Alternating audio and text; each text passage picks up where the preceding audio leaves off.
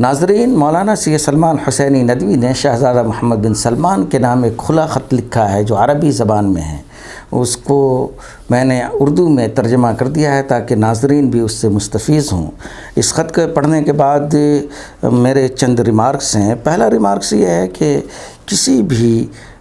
کسی بھی بادشاہ کو یا ولی عہد کو جب مخاطب کیا جاتا ہے، اور خاص طور پر سعودی میں، گلف میں، تو ان کے القابات کا استعمال بہت ضروری ہوتا ہے، جیسے صاحب السمو الملکی، الامیر وغیرہ وغیرہ، جو اس خط میں مفقود ہے۔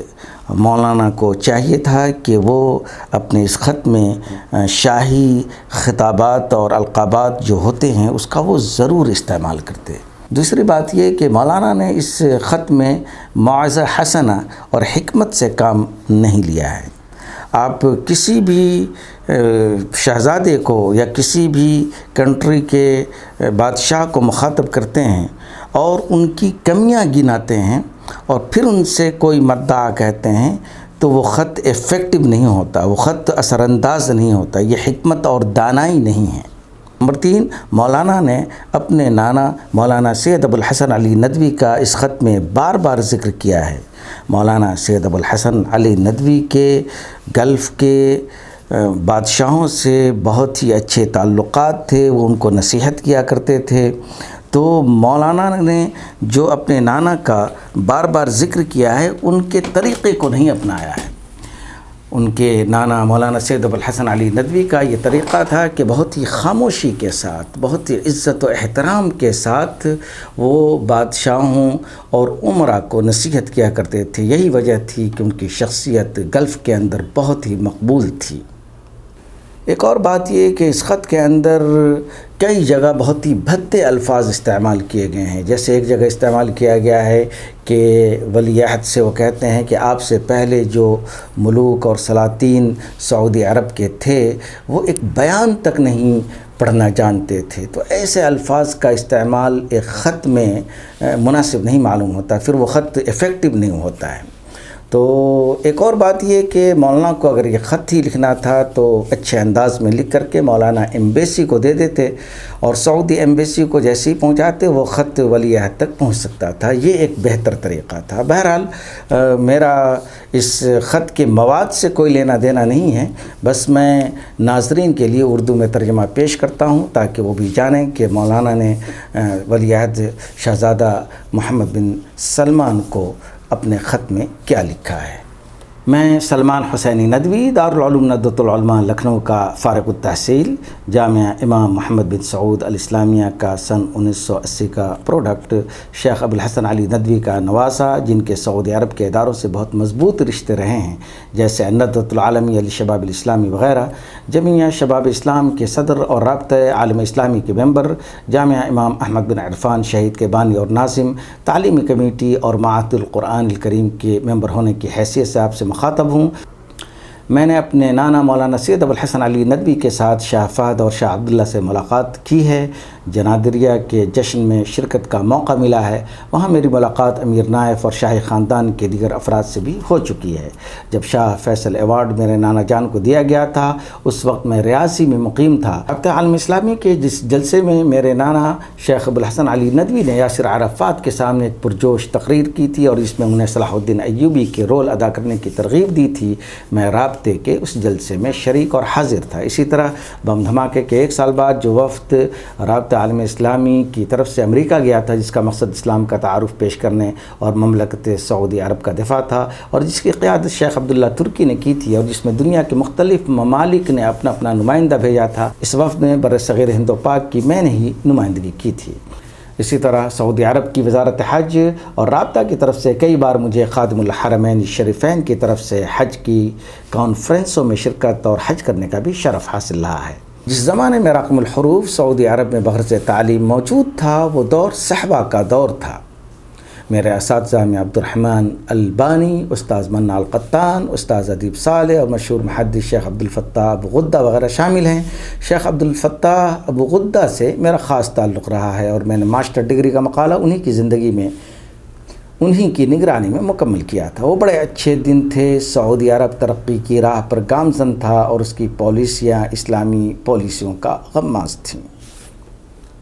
جب 2011 میں عرب کے مختلف ممالک میں بغاوت کی لہریں اٹھیں، جس نے تونس سے آغاز کرتے ہوئے مصر، لیبیا، یمن اور شام کو اپنی لپیٹ میں لے لیا، اس وقت شاہ عبداللہ نے اسلام پسند قوتوں کا قلع قمع کرنے، مصر، شام اور یمن میں ان کے قتل عام کو سپورٹ کرنے اور اسلام پسند مخالف قوتوں کا ساتھ دینے میں بہت بڑا رول ادا کیا، جس نے ہمارے دلوں کو زخمی اور ہمارے احساسات کو بے چین و مضطرب کر دیا۔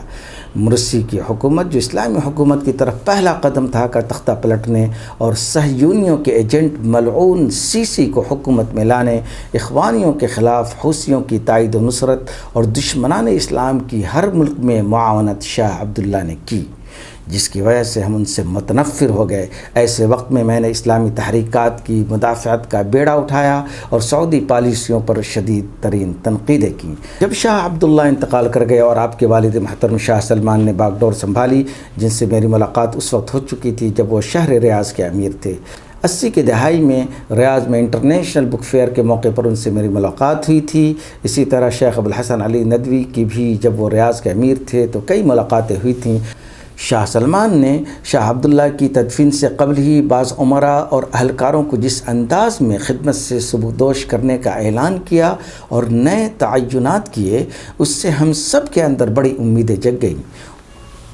ہم نے ان کے اقدامات پر انہیں مبارکباد پیش کی اور مملکت سعودی عرب کی باغ ڈور سنبھالنے کے بعد ان سے بڑی امیدیں وابستہ کیں۔ پھر جب انہوں نے آپ کو ولی عہد بنایا، ایک ایسے نوجوان کو جو بلند ہمت، حوصلہ مند اور عربی انگریزی دونوں زبانوں کا ماہر تھا، تو ہمیں مملکت سعودی عرب کا مستقبل بہت روشن اور تابناک نظر آنے لگا، چونکہ اس سے پہلے جو سلاطین تھے وہ نہ صرف ایک عمر رسیدہ تھے، بلکہ وہ ٹھیک سے اپنا معافی ضمیر بھی ادا کرنے سے قاصر تھے، بلکہ ایک بیان تک صحیح سے پڑھنے پر قادر نہ تھے۔ مگر اے محمد بن سلمان، آپ سے بھی ایسا شدید دھچکا لگا جس نے ہمارے دل و دماغ کو جھنجھوڑ کر رکھ دیا، جب ہم نے یہ سنا کہ آپ صحابہ کو زخم پہنچا رہے ہیں، ان کی جڑوں کو کاٹ رہے ہیں اور اسلامی بیداری کے ہر نقش و نگار کو مٹا دینا چاہتے ہیں، اور دوسری طرف کشنر ایونکا سے دوستی کر رہے ہیں اور ٹرمپ کے سامنے خود کو چھوٹا محسوس کر رہے ہیں، صلیبی اور صہیونی طاقتوں سے ہاتھ ملا رہے ہیں، تو ہماری ساری امیدوں پر پانی پھر گیا۔ پھر ہم نے اپنی زبان سے جنگ کا اعلان کر دیا اور مملکت کی پالیسیوں کی کھلے عام مخالفت شروع کر دی، اور پھر مملکت کے تمام اداروں جن سے میں منسلک تھا علیحدہ ہو گیا۔ علماء، نیکوکاروں، ائمہ اور مصلحین کو سلاخوں کے پیچھے ڈالنے کی خبریں آتی رہیں۔ ظلم کے ساتھ ساتھ سینما کی کھلے عام چھوٹ، عریانیت و فحش کے پروگرامز بھی منعقد ہونے لگے۔ ڈاکٹر سلمان عودہ کو جیل بھیج دیا گیا، جنہوں نے شاہ عبداللہ کو اپنے کھلے خط میں چند نصیحتیں کی تھیں اور چند اصلاحات کی طرف توجہ دلائی تھیں۔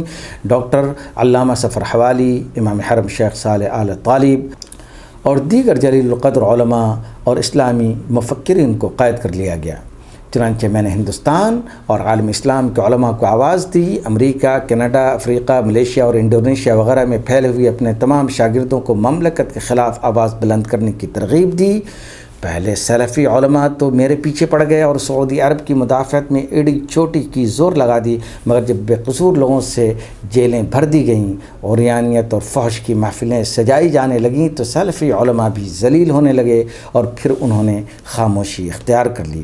اس کے بعد اسلام مخالف سعودی پالیسیوں کے خلاف سبھی ایک نقطے پر متفق ہو گئے۔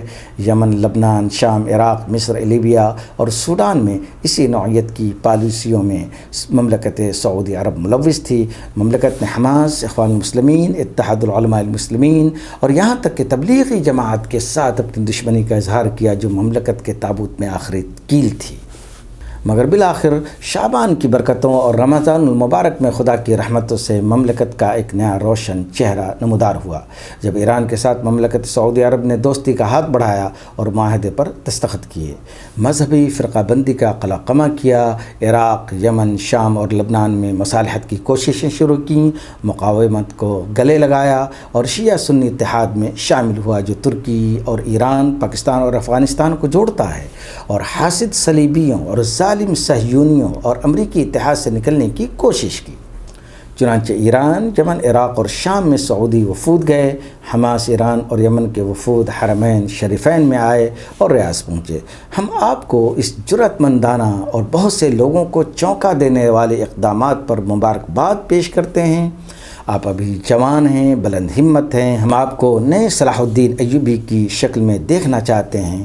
ہم یہ چاہتے ہیں کہ آپ عمر بن عبدالعزیز کے دور کو واپس لائیں، پہلے سعودی گھرانے کو پاک کریں، مسلمانوں کے بیت المال کے محافظ بنیں۔ اس میں ذرہ برابر شک نہیں کہ ہم سب اہل سنت ہیں، مگر شیعہ سنی کے درمیان کوئی تفریق پیدا کرنا روح اسلامی کے خلاف ہے۔ ہم سب کے سب مسلمان ہیں۔ فرقہ بندی مکروہ عمل ہے۔ اس سلسلے میں قرآن پاک کا حکم بہت واضح، صاف اور سخت ہے۔ وَاعْتَصِمُوا بِحَبْلِ اللَّهِ جَمِيعًا وَلَا تَفَرَّقُوا وَلَا تَكُونُوا كَالَّذِينَ تَفَرَّقُوا وَاخْتَلَفُوا مِن بَعْدِ مَا جَاءَتْهُمُ الْبَيِّنَاتُ وَأُولَٰئِكَ لَهُمْ عَذَابٌ أَلِيمٌ۔ اسی عزیمت اور ارادے کے ساتھ آپ تیار ہوں۔ آپ ابھی ولی عہد ہیں، پھر آپ مملکت سعودی عرب کے بادشاہ بنیں گے تو آپ عدل و انصاف قائم کرنے والے بادشاہ بنیں عید سے پہلے۔ اور اسی لیے جلد بازی میں یہ خط میں آپ کو تحریر کر رہا ہوں۔ ان بے قصور اور مظلوم علماء کی رہائی کا حکم صادر فرمائیں جو سلاخوں کے پیچھے ہیں۔ وہ صرف مملکت سعودی عرب کے علماء نہیں بلکہ پوری امت اور عالم اسلام کے علماء ہیں۔ جب آپ ایسا کریں گے تو امت کے لاکھوں نہیں بلکہ کروڑوں لوگ آپ سے محبت کرنے لگیں گے۔ دعا ہے کہ یہ عید سبھی لوگوں پر خوشیاں اور شادمانی، امن و امان اور خوشحالی اور خوشخبریوں کے نغمے اور فتح مبین کے زمزمے کے ساتھ وارد ہو، اور یقیناً ہمارے ہی لشکر کو فتح مندی و کامرانی حاصل ہوگی۔